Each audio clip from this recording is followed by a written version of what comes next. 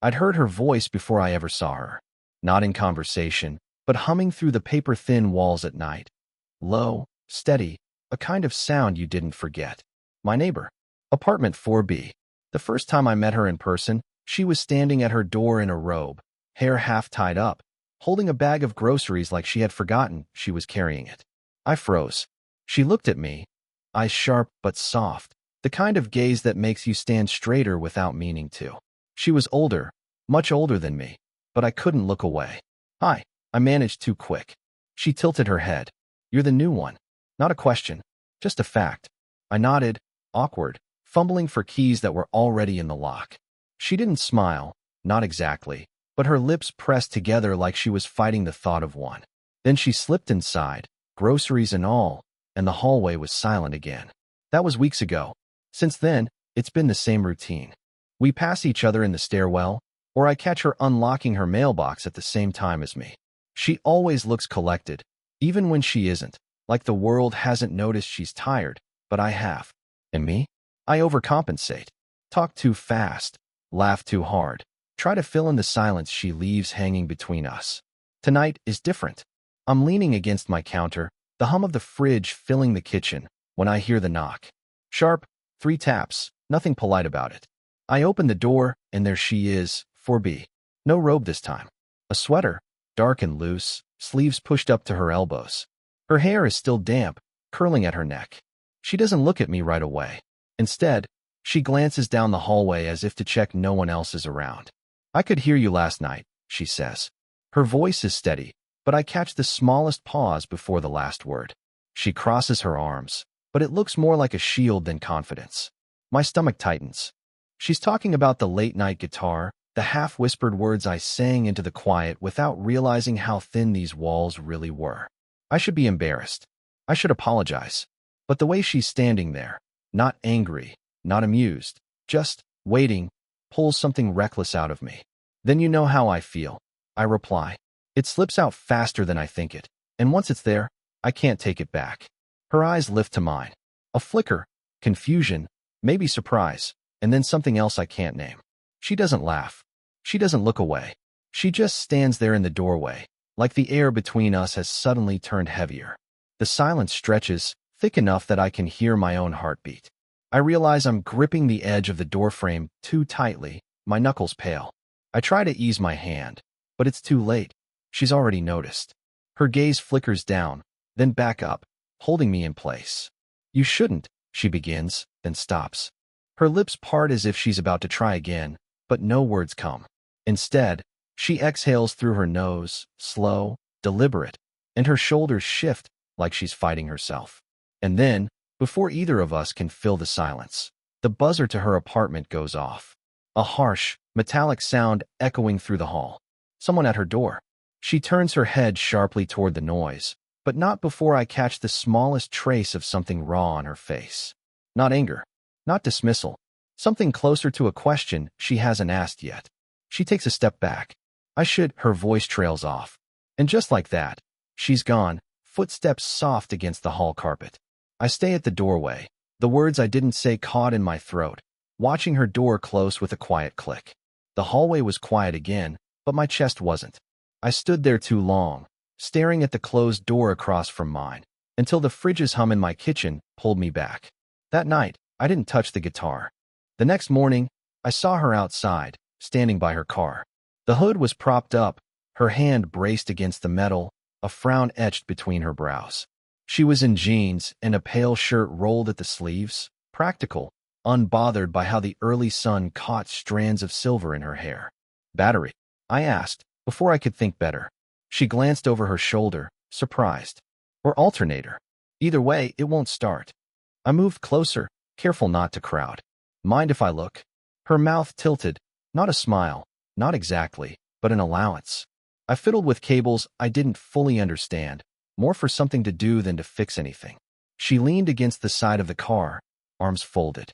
Watching me. You're too young to know anything about old cars, she said. Too young. I looked up. How old do you think I am? She didn't answer, only arched a brow. I'm 24. I offered, though I wasn't sure why. Her gaze softened for a second, then sharpened again. That explains it. Explains what? She didn't answer. Instead, she reached past me, brushing against my shoulder, and shut the hood with a firm click. It's fine. I'll call someone. It should have ended there, but I didn't leave. And maybe she didn't want me to, because she didn't tell me to go. I used to know someone, she said, still looking at the hood. He loved working on cars. Hands always stained with oil. Her voice faltered just enough for me to notice. Your husband? I asked, before realizing how reckless it sounded. She turned her head slowly, eyes catching mine. Ex-husband. The air between us shifted. A boundary cracked open. I wanted to ask what happened, but her expression warned me off. So instead, I told her something I hadn't said out loud in years. My dad used to try. With cars. With everything, really. Didn't stick around long enough to finish much. Her eyes softened, the faintest nod acknowledging what I'd just shared. The silence that followed wasn't empty this time. It was full, heavy, but not uncomfortable. She broke it first. You don't talk like 24. I laughed, short, nervous. Is that good? She didn't answer directly. Just studied me, her lips parting like she might say something more, but then closing again. A neighbor's dog barked in the distance. She shifted, pushing herself off the car. I should get inside. Yeah. I stepped back, though my chest didn't want to. She moved past me, close enough that the sleeve of her shirt brushed my arm. It was nothing. It was everything. For a moment, neither of us looked away. Her eyes lingered on mine a beat too long, and I swear I saw it. The pull she was trying to resist. And then, just as she reached her door, she said without turning, "Don't stop playing." The words hung there, soft but certain, and then she disappeared inside. 2 days passed before I saw her again. 2 days of restless nights, lying awake with my guitar untouched, staring at the ceiling like it might give me answers. I kept replaying her voice in my head, "Don't stop playing." On the third night, I gave in. A few quiet chords, softer than a whisper, just enough for me. Still, when the knock came at my door, sharp and sudden, my stomach dropped. It was her. She stood there in a cardigan, hair pulled back, eyes too alert for the hour. She didn't ask permission, just stepped inside, closed the door behind her, and said, "You need to stop." I blinked. Stop what? Whatever you think this is. Her arms crossed, but she wasn't looking at me. She stared at the books stacked against my wall, the mug half finished on my table. Anywhere but me. Playing? I asked, though we both knew that wasn't it. Her jaw tightened. You don't understand. Then help me.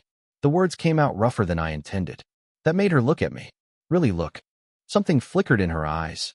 Anger, fear, maybe both. You're a kid. I'm 24. She shook her head, almost laughing, though it wasn't amusement.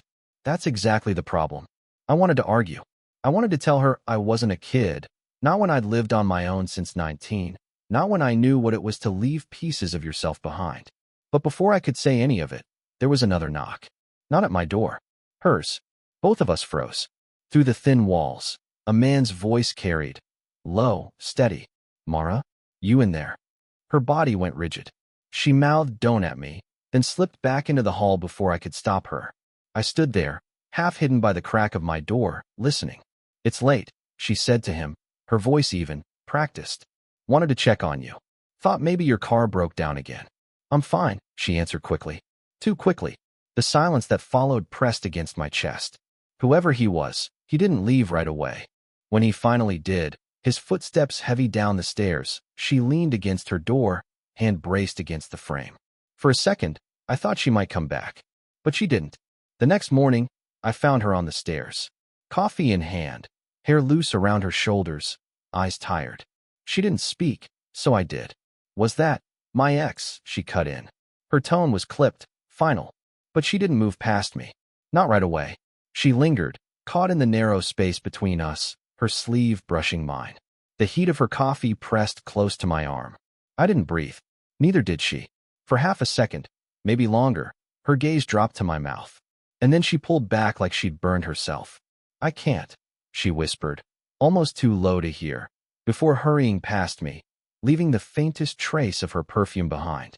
I stood there, hands clenched at my sides, knowing she meant it, and knowing I wasn't done. I tried to stay away. 3 nights of silence. No guitar, no late hallway encounters, no accidental brushes on the stairwell. But every time I walked past her door, I slowed down. Every time I heard footsteps above me, I wondered if it was her. By the fourth night, I cracked. I'd just gotten back from work, sweat still on my collar, when I saw a car parked outside her building. His car. The same one from the other night. My chest tightened. I told myself not to look, not to care. But when I climbed the stairs, her door was open. Just a crack, but enough. I heard him. Low, steady, too comfortable in a space that wasn't his anymore. And her laugh. Not real, not the kind that reached her eyes. It was the kind you use when you're buying time.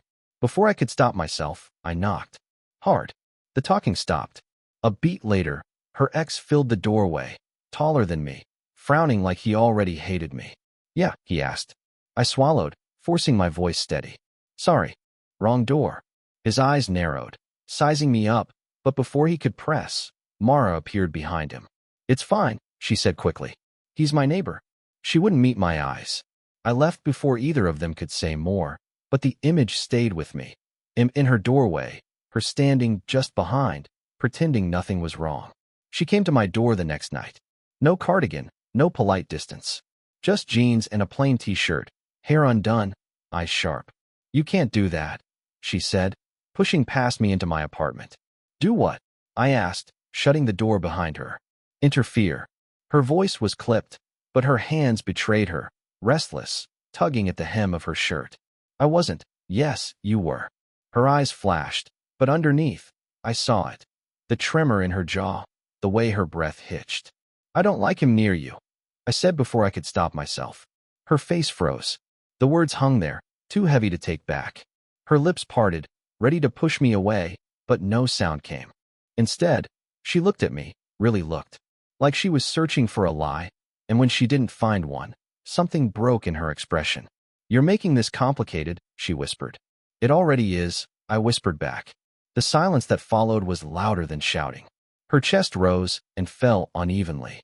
My hands curled into fists, not because I was angry, but because I didn't know what else to do with them. She stepped closer. Not much. Just enough that I could feel the warmth of her body, the faint brush of her sleeve against mine. I shouldn't, she started, voice trembling. But she didn't step back. I raised a hand, stopped halfway, inches from her arm. Waiting. Her breath caught. Her eyes flicked to mine, then down, then back again. The distance between us was gone, except for one last decision neither of us had made yet. And then, a sharp knock at my door. We both froze. The knock didn't stop. 3 hard raps, urgent. Mara stepped back so fast you'd think my touch burned her. She shook her head, mouthed don't, and pressed herself against the wall.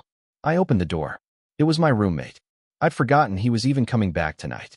He stood there with his duffel bag slung over his shoulder, earbuds hanging loose. His eyes darted past me and landed on her. Mara, he said flatly. The blood drained from my face. She stiffened. Evan. My stomach dropped. They knew each other. I looked between them, searching for sense. Wait, you two. Evan didn't smile. Didn't blink. She was my mom's best friend. Mara closed her eyes, just for a second, like she was bracing for impact. That was years ago, she murmured, more to herself than us. But years didn't matter now. What mattered was Evan standing in my doorway, looking at me like I'd just betrayed him in a way I didn't even understand yet. You've got to be kidding me, he said, voice low. It's not what you think, Mara tried, but even she didn't sound convinced. Evan laughed once, sharp, humorless. Then tell me what it is. Because from where I'm standing, his eyes cut to me, hard. You're sleeping with my mom's friend. I flinched, though it wasn't true. Not yet. The truth was worse. We hadn't crossed that line, but we wanted to. And I couldn't deny it. Not with Mara standing there. Not with my pulse still racing from how close we'd been seconds earlier. I'm not. I started but stopped. Because if I said it out loud, if I denied it, I'd be lying. And she'd know it. The silence that followed was brutal. Evan shook his head, muttered something under his breath, and pushed past me into the apartment. He didn't look at either of us again. His door slammed a second later. Mara's hands were trembling. She crossed her arms, hiding it, but I saw. This was a mistake, she whispered. No, I said quickly, too quickly. Yes. Her eyes flashed up at me, raw, pained. He's right. You're too close to this. To him. To everything I shouldn't touch. You think I care what he thinks? You should. Her voice broke on the last word, softer now, almost pleading. Because I do. I wanted to tell her she was wrong, that none of this mattered, that what I felt when she looked at me was bigger than any of it. But the way she hugged herself, like she was holding all her regrets in place, stopped me. I need to leave, she said, turning toward the door. I almost let her go. Almost. But before she reached the handle, I said it. You heard me that night. You know what I meant. Her back stiffened. She didn't turn around. For a long moment, she just stood there, caught between the door and me. Then, without a word, she left. And this time, she didn't look back. The days after she left felt like weeks. Mara's door stayed shut, blinds drawn. When I passed by, I heard nothing. No footsteps, no kettle boiling, not even the creak of her floorboards at night. Evan didn't say a word about it either. He kept his distance, headphones in, eyes locked on his phone whenever we crossed paths. His silence was worse than anger. It meant he didn't care enough to fight. By the fifth night, I couldn't take it. I knocked on her door. Soft at first, then harder. No answer. My chest ached, my hand hovered against the wood, ready to give up, when the lock clicked. She opened it just enough for me to see her face. No makeup, hair tangled, eyes red like she hadn't slept. You shouldn't be here, she whispered. Then why'd you open the door? Her lips parted, but no answer came. She looked tired. Tired of fighting me, tired of fighting herself. Let me in, I said. Not loud, not demanding, just steady. For a moment, I thought she'd slam it shut. Instead, she stepped back. Her apartment smelled like stale coffee and lavender detergent. She sat on the edge of the couch, arms wrapped around herself. I stayed standing, because sitting felt too much like pretending things were normal. I ruined it, she said suddenly. Her voice was quiet, but sharp, cutting through the silence. With him. With you. I've been ruining things for years. You didn't ruin me. She shook her head, a bitter laugh escaping. You don't know that yet. I crossed the room before I could stop myself. Then tell me what I don't know. She looked up, eyes searching mine, vulnerable in a way I'd never seen before. That I'm scared, she said. Scared of wanting you. Scared of what it says about me. About the years between us. About the mistakes that don't stay buried, no matter how far I run. Her voice broke on the last word. I crouched in front of her, close enough to see the tremor in her hands. And I'm scared you'll never let yourself want me. Even though you already do. Her breath caught. The space between us collapsed until we were inches apart. I could feel the heat of her skin, the weight of everything unsaid pressing against us. Mara, I whispered. She closed her eyes, shaking her head. We shouldn't. But we will, I said. Her eyes opened then, wide and wet, and she didn't pull back when I reached for her hand. She let me hold it, tight, like she was afraid to let go. The silence between us was no longer resistance. It was surrender. She leaned forward first. Not a kiss, not yet. Just her forehead resting against mine, shaky breath warming my lips. I don't know where this goes, she whispered. Neither do I admitted. But I know where I want it to. We stayed like that, pressed together in fragile stillness, knowing the choice had already been made. The next morning, I expected regret. I expected her to pull away, to wrap herself back up in careful words and locked doors. But when I stepped out with my keys, Mara was already there, standing in the hallway with her arms folded, waiting. She didn't say good morning, didn't even glance at me. She just started walking, down the stairs, out the building. I followed, quiet, unsure if I was being invited or tested. We ended up at the small cafe around the corner. The kind with chipped mugs and bad lighting, but a corner booth that felt invisible once you sat down. For a long time, she stirred her coffee without drinking it. Finally, she said, Evan's gone. I nodded, unsure what to say. He left early this morning. Didn't even knock. She tapped the spoon against her cup. I guess that's my life. People leaving. I leaned forward, elbows on the table. Not everyone leaves. Her eyes flicked up, studying me like she wanted to believe it, but didn't know how. You don't get it. I've been through divorces, friendships that fell apart, years of silence from people I thought I'd keep forever. And now, she exhaled, shaking her head. Now there's you. Me. I repeated, like it might mean more if I said it out loud. You're too young to carry what I carry, she whispered. And I'm too old to be risking this. I didn't answer right away. I let the hum of the espresso machine fill the pause, the sound of rain starting to tap against the cafe windows. Then I said, maybe that's why it works. You've lived enough for both of us. And I'm not afraid of the weight. Her lip trembled, the first crack in her composure. You should be. Maybe. I reached across the table, fingers brushing hers. But I'm not. She didn't pull away. The rain outside thickened, streaking the glass. We sat in silence, hand against hand, until finally she whispered, "You make me feel seen." It wasn't a confession of love. It wasn't a promise. But it was more than enough. When we left the cafe, the world felt different. The streets were slick, the air heavy with the smell of wet pavement. She slipped her hand into mine, casual, like she'd done it 1,000 times. And when she realized what she'd done, when she looked at me as though debating whether to pull away, I tightened my grip. She let it stay. For the first time, there was no silence between us to fight. Just the sound of rain and the knowledge that whatever came next, we weren't walking into it alone. Sparkles, did you enjoy the story? Sparkles, what kind of stories would you like to hear next?